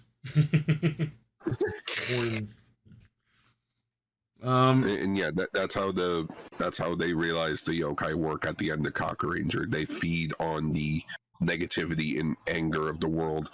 So we can't really kill them because there will always be anger and negativity in the world. Especially on So Twitter. if you can't so if you can't kill it, Seal it. seal it. And that's why they sealed them away once Shove again. it way down. Yeah.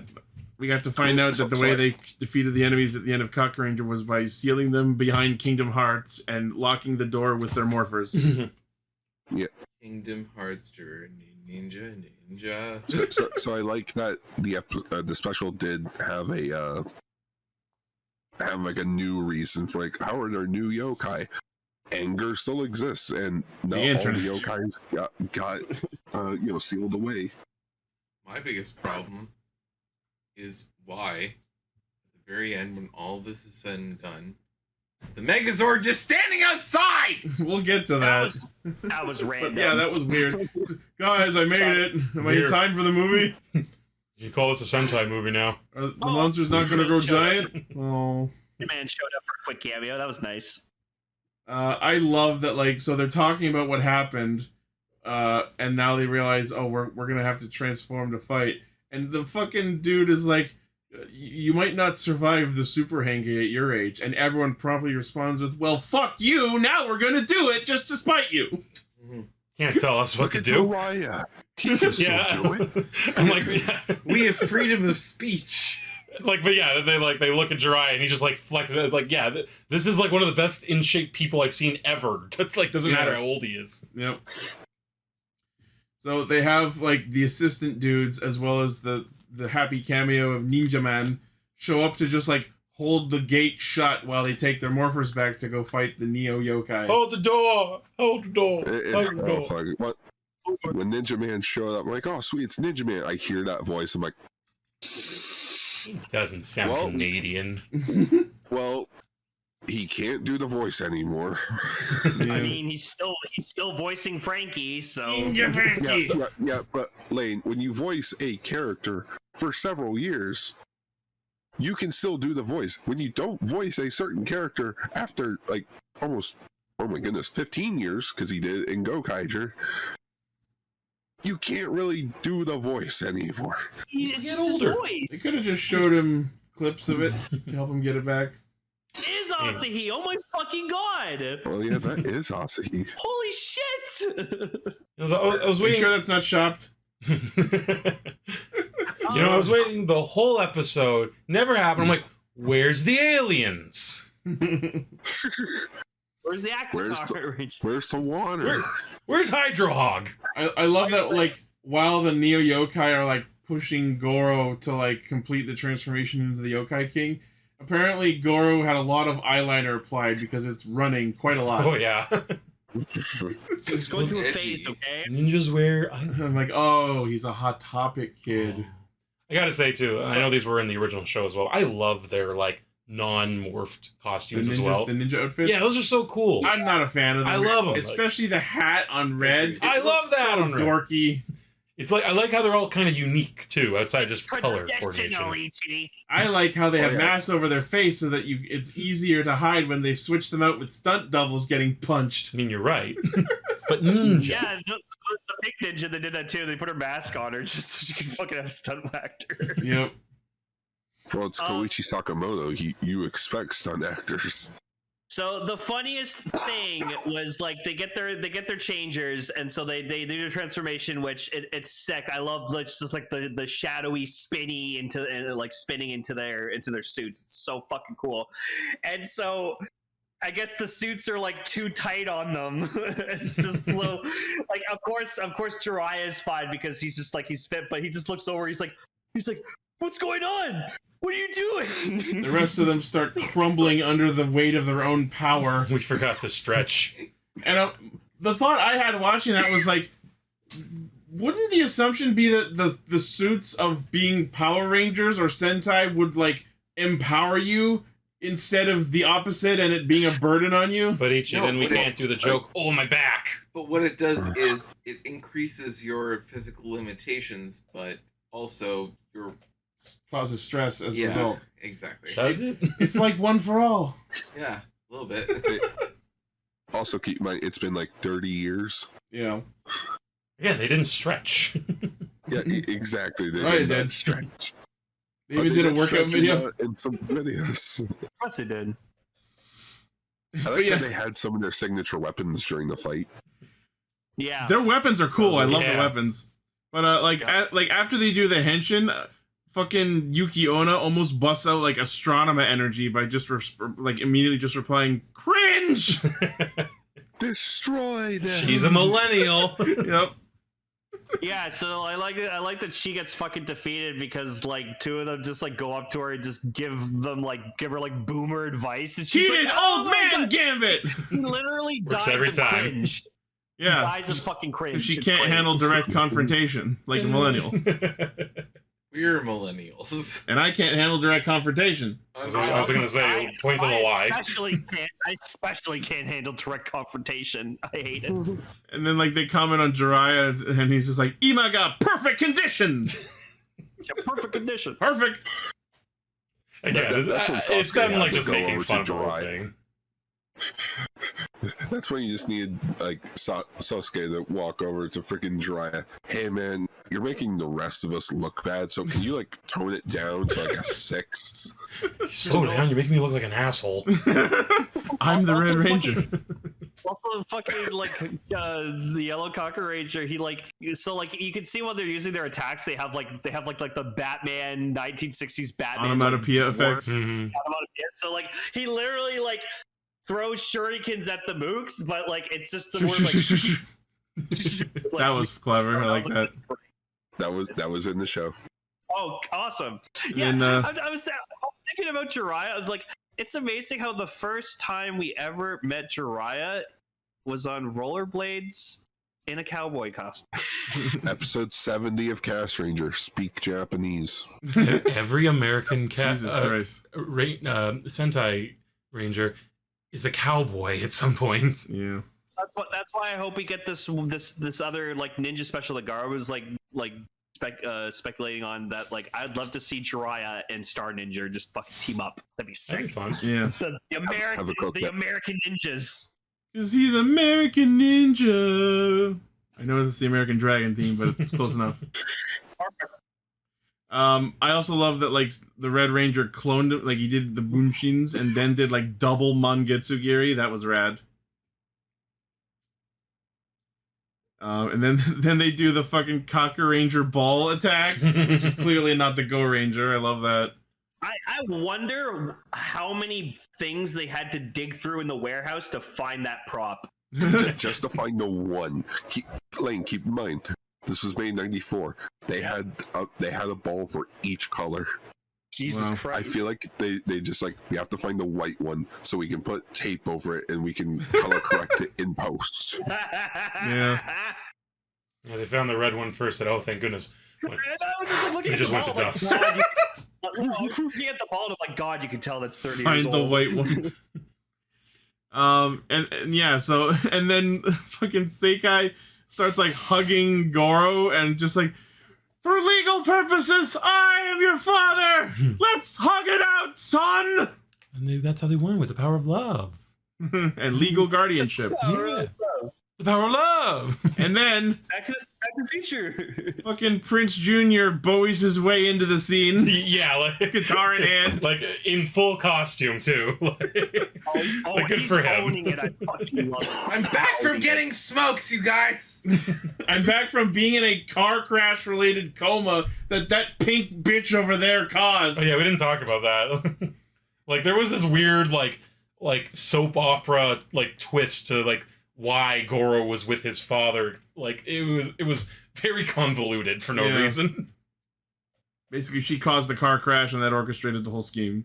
And I just love he comes in and at first you're like, oh wait, is he gonna like, I want the power for me? No. Power of love. He basically absorbs all of the yokai power from Goro, and then I don't know why it was so funny, but it just goes like, let me do this one last thing for you. Just fucking explodes. The editing on that was sublime. Just oh cool, are we gonna see the Rito suit? No, they got rid of that a long time ago. Oh, wait, no, that's in Haim Saban's garage still. Just Saban brings it out for like Halloween every year. It keeps deteriorating over the years, so it just makes it look better. Yeah, I mean, you look more undead, I guess. Every year, Haim Saban chops a piece off of it and sticks it into his compost to throw into his garden. I thought you were gonna say every year he cuts a finger off the Rito suit and mails it back to Toei. Hello, John. He lets it decompose. The rents just due. enough that he lets it decompose just enough that he can use it for like fucking like compost. We can always make more gloves. But like honestly, it was kind of nice. Like this, like look, there's only millennials are the bad guys. I'm okay with that. I'm used to being villainized. Right?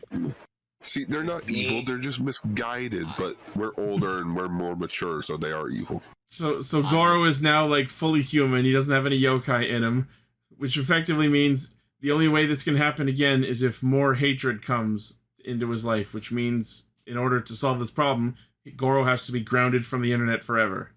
That's a good policy, honestly. And thus he is now the 25th leader of the Kakurangers. Yeah. Yeah, I don't understand how the fuck that worked. What color do you think he'll be? A lot of people were speculating that they were finally going to use green. Green would be cool. I would have said a different shade of yellow because he's Seikai's adopted son. So green. Orange. No, oh, why not green? Because green was a concept done by the artist. That'd be neat. Ninja green. Maybe we'll see in the new movie. Also, think of it. Rito's half suit was green. Oh. And Rito is related to Rita, who is the Green Ranger, kinda. Oh. All makes sense now. Full circle.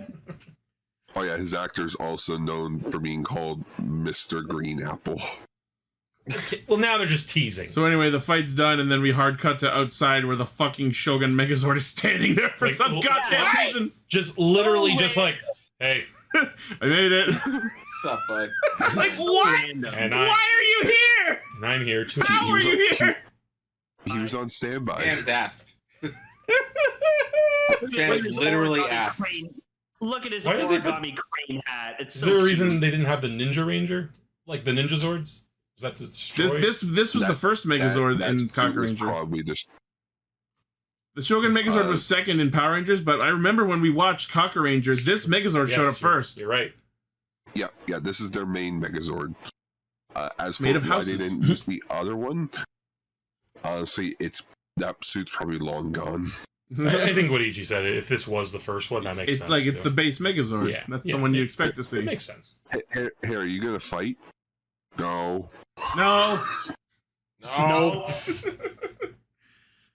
So anyway, Also, he doesn't now have a apparently phone. as a result of saving the world from the hatred of the internet, now Nekomaru crepes are selling. Hell yeah, because you know the message of this wasn't we need to just be old fashioned. The message was we need to be somewhere in the middle. I thought you were gonna say the message was fuck Twitter. That too. So Goro made the Nekomaru crepe shop an online thing so that people will know about it. He ran a sick Twitter campaign. To be honest, that is something that would do well on Instagram and shit. Yeah. Ninja crepes, and then the ninjas just like the ninjas are just out around the truck, the food truck, just like doing jutsus in public for the crepe eating audience. Ninjas are stealthy. Crepe jutsu. Jiraiya's just like, fuck you, I did this kids first. how to do the ninja shit. Yeah. Were they teaching them, or was it more like, here you go, boom? Kind of that. It looked like they were teaching jutsus, but they were just doing instructing. Like, it's just like, put your hands like this and crepe jutsu. No, but that's what I mean. Like, it appeared in his hands. That's why he said, put your hand like this. Yeah, and he's teaching him how the thing works. Anyways, then they do the ending dance, which is hilarious because of the whole "oh my back" thing. Like, that was a joke for all of 10 seconds. Yeah. And then my headcanon is the suits like said, okay, here you go, like fix their back like Batman or something. I love that ending theme. It's so fun. I like all the music part of before- Kakuranger's great. Oh, it's great too. I've been listening to the Kakuranger music, like when I'm heading back home after work. There are a lot of great songs in that soundtrack. Love it. Love it. As the ending was happening, me and my plot rattled brain was like, wait, don't they need to go and like put their changers back on Kingdom Hearts to finish stopping the demons from getting out? And then the post-credits sequence was them literally doing that. But you see the red, like, it's still pulsing. The red energy pulsing. So it could be that something did escape through. I mean, we already know something did. Some of them were flying around getting slashed at in an earlier scene. Facebook hatred. Yeah. And I'm just like, Sakamoto, before you do something else, finish fucking Ultra Galaxy Fight already. It's been 2 fucking years. No. No. No. So this is the Kakurangers 30 years later special. It was really fun. I had a great time, but I know that like if you've watched Kakuranger, like it's like probably like 10 times better. Yeah, that's the feeling I got. It makes me want to watch Kakuranger. Like I've seen a few episodes, not the whole thing. Well, it's all available on Shout Factory. I was gonna say, what do you think, having actually watched all of Kakuranger?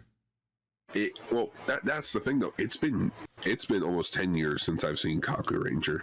My God. Time to revisit. I was thinking of revisiting it, but then as I'm watching, I'm like, you know what? I feel like this is how they would act. Because they're all old people, just just bumming around and be like, oh hey, how you doing? Oh, doing great, yeah. My back hurts. My knees. My knees. Oh, I can't carry orphans anymore. There was some lines in this that made me go, I'm only in my 30s. I'm feeling it. I know, like I've hit 35 and I'm like, God. These Rangers are boomers, and they're not even the boomers. Oh. The boomers. When that gets its I was gonna say, imagine when the Boonboomgers are boomers. I'm sure we'll be talking about it. Now I'm just thinking about, I can't wait for the Go Ranger 50 years later. Hey, Shuddy. Go! I can't spin. Yeah, I like Kakuranger a lot. This was cute.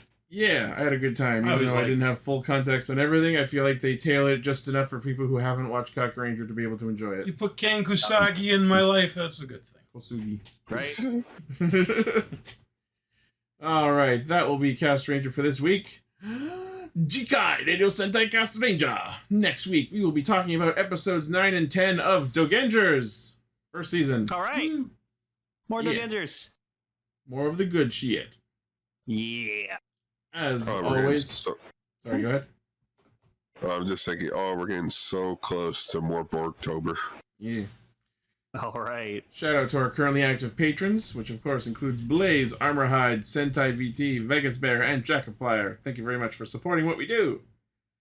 As always, the primary source of our hijinks is castranger.podbean.com. From there you can find our Facebook, Twitter, Discord, merch store, Patreon, all of our cool shit. And of course, Twitter, the source of all hatred and yokai.